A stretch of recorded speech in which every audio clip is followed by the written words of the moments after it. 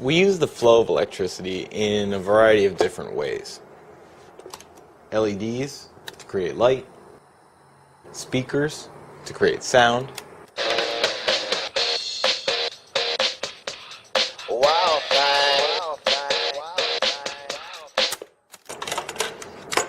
and even motors to create motion. But what if we want to store an electrical charge, hold it in one place? Well, to do that, we'd use this, a capacitor.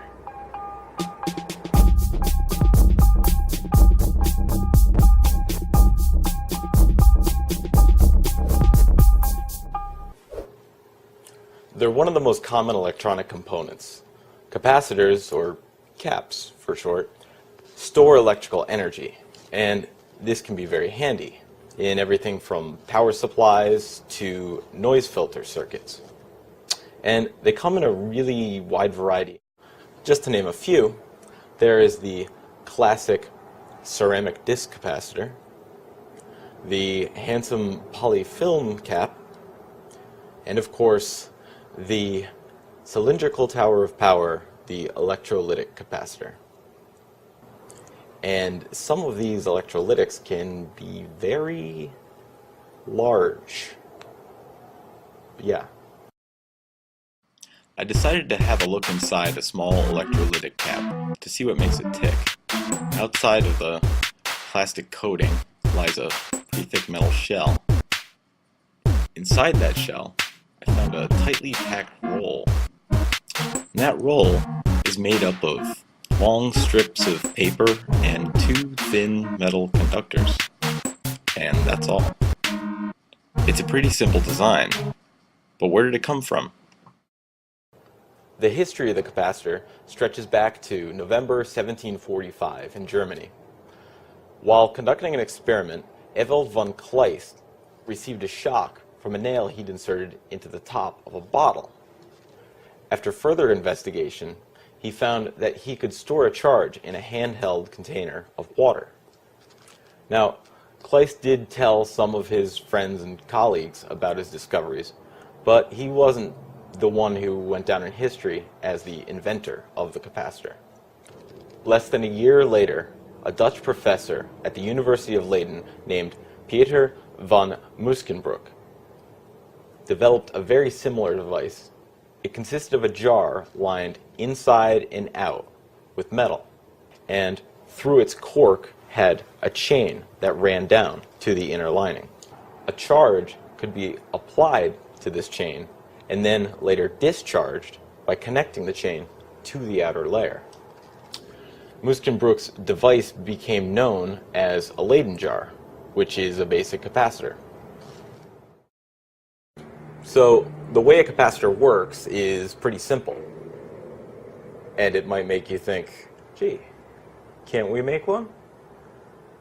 We can, and we will. To make my own Leyden jar, I used a plastic film canister.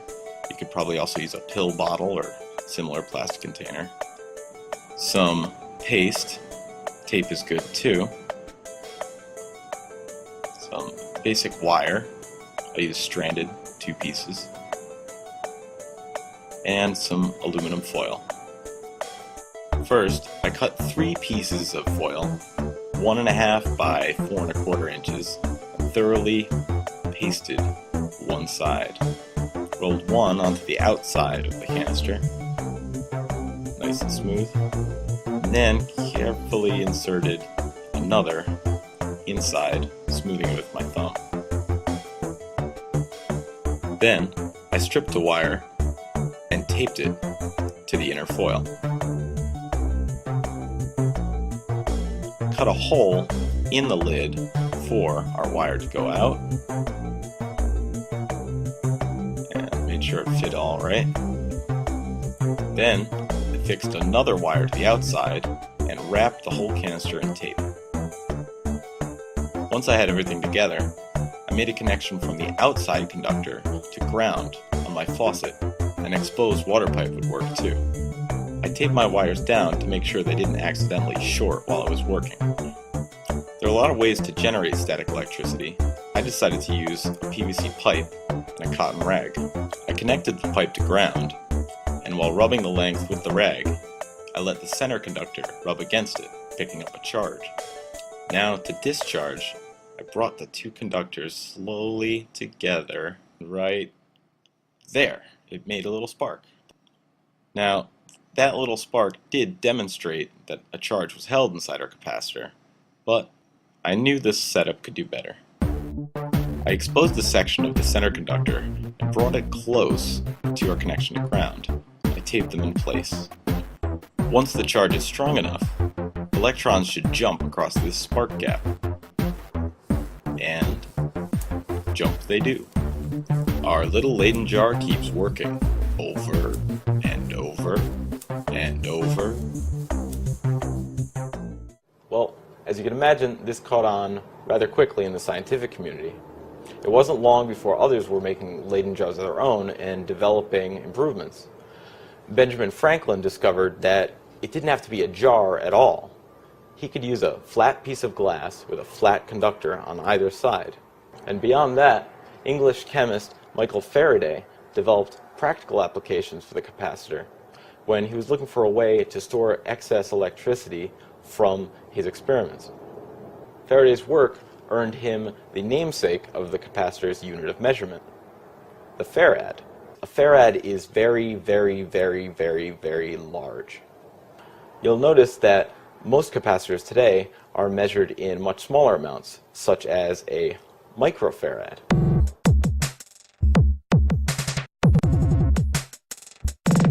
For a simple way to demonstrate a capacitor charging, use a good old 9-volt, a 220 microfarad cap, an LED, and a resistor.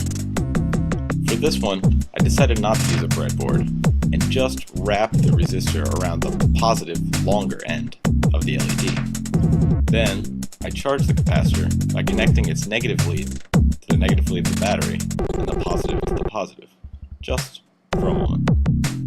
Now, when we connect the positive and negative leads of the cap and the LED, it lights up and dims as the capacitor equalizes its charge through the LED. For more good info on capacitors and related experiments, check out the following sites.